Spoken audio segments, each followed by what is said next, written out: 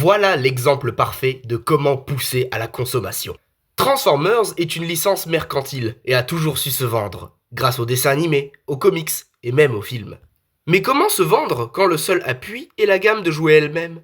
Des sous-gammes ont bien essayé, comme les Cybertronian Villains de Earthrise en 2020, exclusifs à Target, ou Vélocitron de Legacy à Walmart en 2022. Mais entre une mauvaise distribution et des personnages n'ayant pas vraiment de lien entre eux, ça marche moins. C'est seulement plus tard sur eBay qu'on regrette de ne pas avoir acheté. Puis, en 2023, la gamme Legacy Evolution nous a proposé la sous-gamme Toxitron, portée par le même personnage, souhaitant vendre des jouets aux couleurs de prototypes des années 90. Mais ce fut un échec, car le sujet est assez obscur, et c'était des personnages qu'on avait déjà. Donc pour les 40 ans de la licence, Hasbro a sorti en 2024 les Star Riders pour Walmart. Ce fut une réussite, car c'était des personnages inédits pour les fans les plus récents, qui se suffisaient à eux-mêmes, tout ça sous un thème original, les pirates. Le mélange parfait pour s'aborder les portefeuilles. C'est pour cela que je vous propose de larguer les amarres et de prendre le large avec moi dans la review de cette équipe.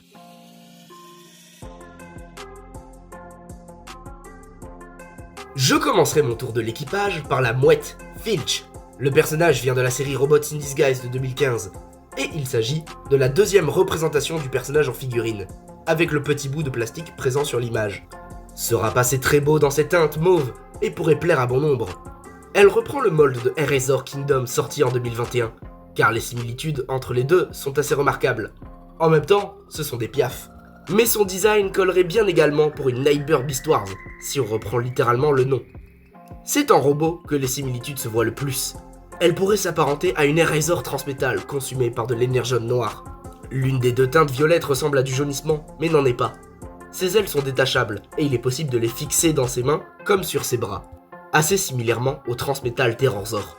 Je reviendrai sur ça un jour. C'est une bonne figurine que je conseille si vous aimez les piafs. Lorsqu'il y a une mouette, il y a une terre. Et quoi de mieux que de bombarder cette terre et ses indigènes à coups de boulets de canon? Cannonball est là pour ça. Originaire de Transformers Galaxy Force, ou Cybertron en Occident, c'était un repaint de Red Alert de la même série. Ici, c'est un remold de Crankcase Legacy, lui-même remold du Skids de la même gamme. La peinture est très belle, notamment ce superbe insigne vert sur les côtés de la voiture. On est ici sur une preuve que remanier complètement une figurine marche encore. Sur le toit se situe le port pour sa cyberclé, un gimmick de son jouet d'époque qui faisait sortir un accessoire. Ici, il est purement décoratif et viendra s'ajouter aux autres clés de Legacy United. Le robot est tout aussi splendide, je suis très impressionné par la peinture de sa tête, dorée, noire et violet, mais également par la disparition des roues sur les jambes. Ce qui le rend atypique est sa main mécanique, en forme de pince, pouvant être échangée avec un marteau pour faire encore plus de ravages. C'est en robot que les différences avec le mold d'origine se voient le plus, et il est sûrement l'un de ceux que je conseillerais le plus de sa team, notamment car il est le seul apparaissant de toutes les versions de l'équipe. C'est après avoir accosté sur l'île qu'il faut prendre en chasse les survivants, et c'est à Lockdown de s'en charger. Conçu originairement pour la série animated de 2008, mais reprenant l'aspect visuel de sa version de Revenge of the Fallen, ce chasseur de primes est un non-affilié. L'avoir donc mis avec cette équipe est un bon moyen de le séparer des deux camps principaux. J'adore le look super agressif de sa voiture, avec les parties argentées et les vitres rouges sang. Repaint d'Axel Grise, elle-même remold de Scrapbook, ici Toline est à l'image, ce sont des Junkion, faisant partie du concept de Legacy Evolution. Des robots pouvant se désassembler pour se combiner ou alors former des armures pour d'autres. Parlant du robot, il est très joli, même si un peu petit pour un personnage qui se veut être grand. Tout est là, sa tête est fidèle au Deluxe de 2009, son crochet, le porte-crochet doré également, mais aussi la forme de son torse. Il arborde étonnamment un logo Decepticons à l'inverse de tous les autres qui ont leur propre logo. C'est une très bonne réinvention à n'en pas douter. Quitte à faire un Junkion, autant en faire un autre et passer à Road Pig. Possiblement le plus oublié de cette sous-gamme, mais pas loin d'être l'un des meilleurs, Road Pig est originaire de la génération 2. Il fait partie de ceux n'ayant pas de couleur flashy, ce qui le rend d'autant plus différent. Ce mélange de noir et doré sombre, en plus de cette moto bien sympathique, lui donne une esthétique que j'apprécie beaucoup. Il n'oublie pas d'avoir son logo Decepticon G2, fidèle au jeu d'époque, tout en ayant marqué Transformers de l'autre côté, faisant en sorte d'être l'une des seules figurines à ma connaissance à briser le 4e mur de la licence. Ce robot est excellent, sa tête en particulier donne l'impression d'avoir commis les pires actes sans jamais avoir dit un mot. Un ninja en quelque sorte.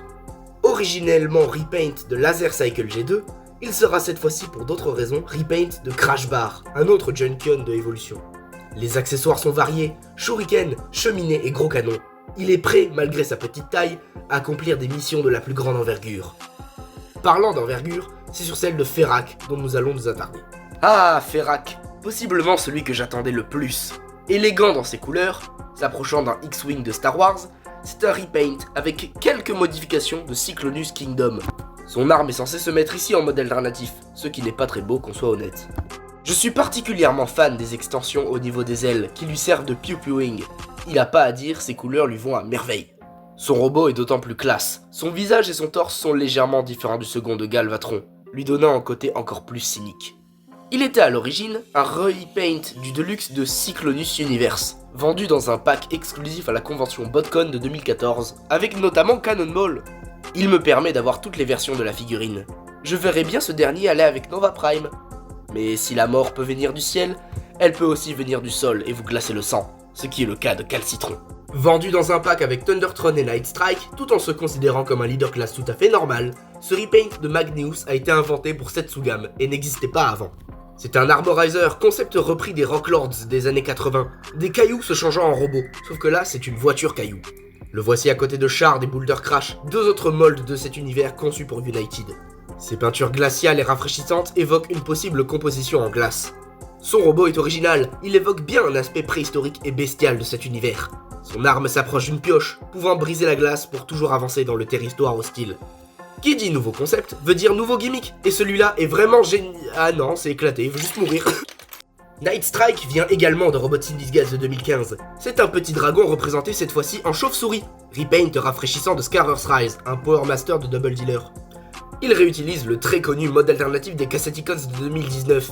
Sa peinture, en forme de tête de mort noir sur blanc, peut s'apparenter à un drapeau pirate, parfait pour ses marins d'eau douce. Il rendrait bien dans le torse de Soundwave Shatterglass. Ici, ce n'est que le Legacy. Mais ce n'est pas avec l'espion Decepticon qu'il est censé aller, mais sur l'épaule, tel un perroquet de son maître, Thundertron. Le territoire est contrôlé, le capitaine peut donc sortir du navire pour rafler le butin. Revenant d'entre les morts des scripts d'une saison annulée de Transformers Prime où il était censé être le chef des Starseekers, ce loup de mer ressemble assez bien à son jouet d'origine. Le lion est bien imposant, mais pas tant articulé que ça. J'en profite pour vous montrer le magnifique logo des Star Riders présent sur son dos. Qu'importe, c'est le robot qui nous intéresse, et il faut remarquer qu'il est très bien représenté. Tous les archétypes d'un pirate y sont présents. Crochet, manteau, queue de pie, cache-œil sur une tête où l'œil bleu se rend moins visible parmi toutes ces nuances froides. Son pied peut se détacher pour se clipser sur son sabre pour lui donner une garde, mais aussi une jambe de bois. Il garde ainsi le concept de son jouet original et est prêt à diriger ses matelots. Mais comment aborder d'autres équipages sans avoir de navire, tout en étant des pirates? Ça, c'est une autre histoire. Pour en finir avec cette review, est-ce que je vous conseillerais l'équipe? Absolument. Sortie l'an dernier, c'est une équipe à ne pas rater. Originaire des comics Timelines, cette équipe de pirates de l'espace hante les comics depuis le début des années 2010. Faisant des références à droite à gauche, elle représente parfaitement le concept de multivers abordé par Legacy ces 3 dernières années. Alors oui, ce sont des repaints de jouets existants, mais les personnages sont inédits depuis les 6 dernières années, et pour certains comme Ferak, Cannonball ou Calcitron, étant faits à la base comme repaint, c'était obligatoire.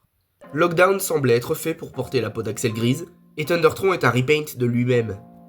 Quant à Filch et Night Strike, qui en avait quelque chose à faire d'eux avant pour espérer qu'ils aient leur propre moule? Ce sont des repaints, mais des repaints qui marchent. Voilà la clé de leur succès. Merci de m'avoir écouté pendant cette review, abonnez-vous et mettez un like et un commentaire si vous voulez que ce format continue.